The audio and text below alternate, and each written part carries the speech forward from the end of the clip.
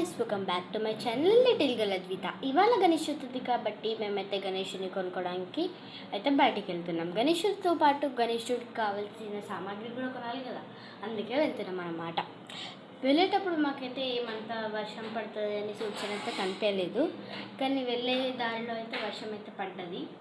So మర్చిపోయాను, కానీ అందరికీ గణేష్ చతుర్థి శుభాకాంక్షలు. సరే, మరి ఇక మాటల్లోకి వచ్చేద్దాం.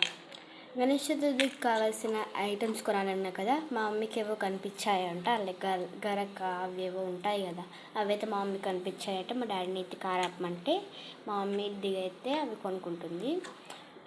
నాకు అక్కడనే కొబ్బరి బొండం కూడా కనిపించింది అనుకోకుండా, కాబట్టి మా డాడీని అడిగి ఒక కొబ్బరి బొండం అయితే కొనిపించుకున్నాను అన్నమాట. టేస్ట్ తీయగా ఉన్నాయి. సో ఈ వెదర్ని అలా ఎంజాయ్ చేసుకుంటూ అయితే తాగాను అనమాట. తర్వాత మా మమ్మీకి కంకులు కూడా కావాలంటే తీసుకుంటుంది అనమాట. అక్కడ అంటే సేమ్ అపోజిట్కే ఉంటే మా మమ్మీ అయితే వెళ్ళి కొనుక్కుందాం అనమాట. మేము ఇటే ఉన్నాము. ఇక్కడైతే మేము ఇవి కొనుక్కున్నాకైతే కంకులు కొనుక్కున్నాకైతే మేము మా మమ్మీకి ఏవో కూరగాయలు కావాలంటే అవి కొనుక్కున్నాం మనం. పూజకు కావాల్సిన సామాగ్రిలు కొన్నాక ఇక మెయిన్ ఏంటి, గణేషుడి విగ్రహం కదా, అది కొనడానికి అయితే వెళ్ళాం.